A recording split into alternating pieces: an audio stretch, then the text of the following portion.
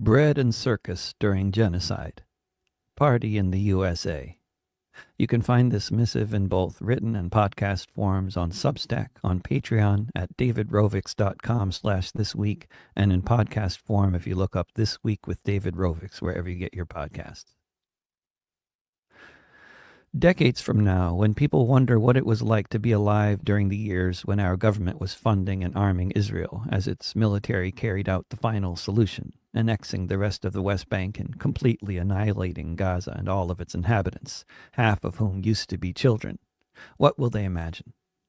Will they imagine we all knew what was happening? Or that most of us basically didn't? Will they imagine large numbers of people were engaged in trying to do something? Or that we were mostly being silent and keeping our heads down?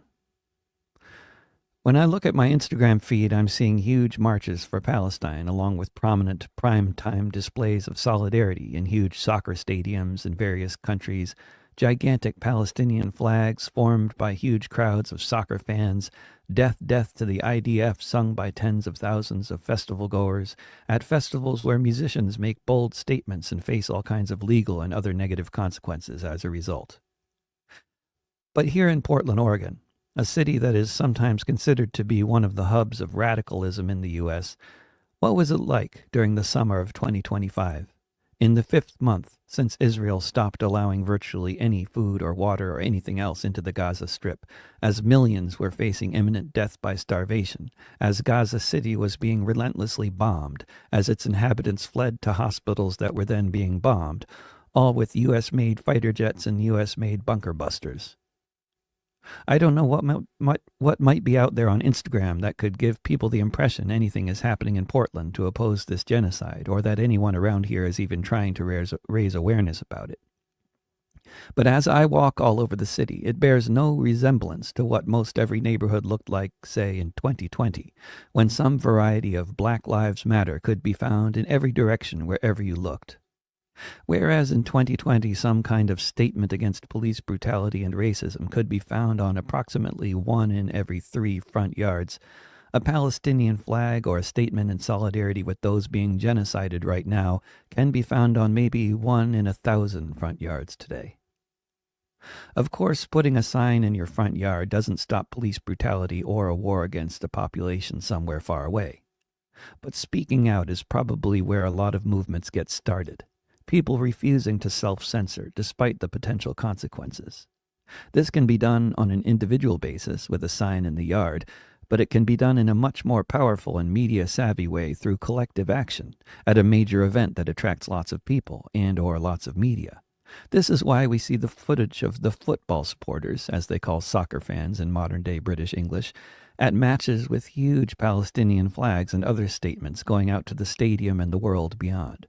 This is why artists like Kneecap and Bob Vylan get thousands of folks at a festival singing against genocide together. It gets out there.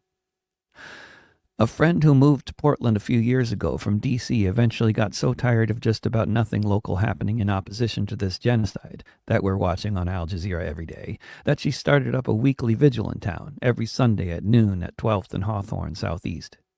At that vigil, both times it's been held so far, there was a woman from the nearby town of Happy Valley who was recounting to me her many efforts to try to bring the genocide to the attention of anyone at the very popular and well-attended Pick-a-thon festival that happens in Happy Valley every summer. At every turn, she was told that no one from the stage would be making any announcements about any upcoming events related to opposing this genocide. The theme of the festival this summer was "Love is the Answer." To what? Who knows? Love is the answer, and the Palestinian children may burn, unmentioned, unacknowledged. The day I got back from touring Australia at the end of July and encountering another large popular event that happens in Portland every summer was another of those cases in point. The Naked Bike Ride attracts many thousands of participants, I believe upwards of 10,000. The folks constructing their various wildly decorated bicycles have lots of leeway to make a statement, or to work together with other folks to collectively make a statement. Although this was the first naked bike ride I had ever witnessed, after living in Portland for 18 years, I'm quite certain that 5 years ago you probably might have seen something about Black Lives Mattering in the course of the very visible artistic and cultural statement that this event represents. Among the hundreds of bicyclists I watched pass by with my children that evening, I didn't see a single Palestinian flag. The experience I had last weekend attending my first ever Major League Soccer match was identical, sadly. A friend visiting Portland from the East Coast got us both tickets to the game on Saturday night, as well as guest passes to the Timbers Army fan club just down the street from the stadium, where the most hardcore Timbers fans hang out, drink beer, and watch soccer games on big TV screens that are happening somewhere else. Aside from seeing the footage on Instagram and other places of the statements made to the world by fan clubs of soccer teams in places like Scotland, Ireland, Italy, and many other countries, I have many friends who are involved with those sorts of groups, organizing those sorts of coordinated stadium actions in that part of the world. Over the years, I've heard that the vibe at Timbers games can be like that too.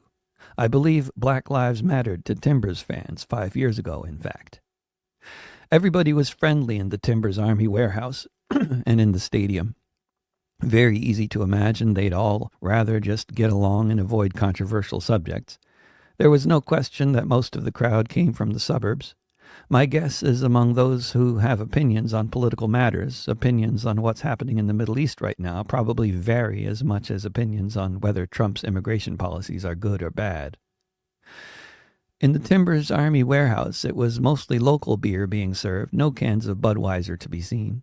Most people were dressed in green jerseys, many adorned with logos of sponsoring corporations. Scattered among the green-clad crowd were the occasional older, usually bearded man who wore a vest covered in patches. Some of the guys with these vests were involved with directing the chants and such inside the stadium later, I observed. In the warehouse, there was a banner on the wall in support of trans rights. In the gift shop, there was a T-shirt deriding TERFs, and there were patches and other items that included the popular anti-fascist symbol with the 3 arrows. Any notion that supporters of the Timbers had any desire to make anti-fascist statements against actually existing fascist genocidal regimes carrying out an actual ongoing genocide of an entire civilian population trapped within a walled ghetto right now as we watch this soccer game was completely absent, either in the warehouse or in the stadium. Among all the thousands of people I walked past in that stadium, I was certainly the only one wearing a T-shirt with a Palestinian flag on it, and there wasn't a single reaction from anyone about it either, of any kind. Live and let live, I suppose, or live and let die, either way. During the game, the chant leaders led all kinds of chants, a couple of which seemed to include some kind of vague anti-fascist reference. When the Timbers scored a goal, the stadium was filled with acrid green smoke, which was fun. But if anyone thought about challenging the rules of the Major League Soccer organization and using this big forum to speak out against this genocide we're all financing, no one acted on such thoughts last weekend.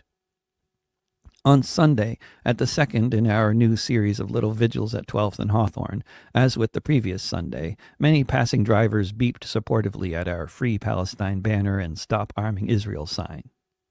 Only one driver sped up aggressively as he passed us, telling us of his disapproval that way, in a manner that only really works because he was not driving an electric.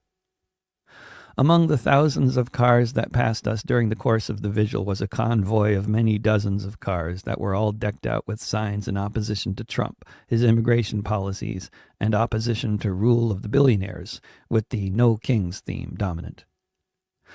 As with the other passing cars, some of them took the flyers folks were handing out, others didn't. The No Kings convoy was beeping incessantly as they went everywhere anyway, so it was impossible to tell if they were beeping in support of Palestine or just beeping, but any sign that they opposed Trump's support of Israel and its genocide of the Palestinian people was completely absent in this convoy. Not a single Palestinian flag to be seen or anything else like that, not even a damn watermelon. The silence from all of these good Americans is deafening.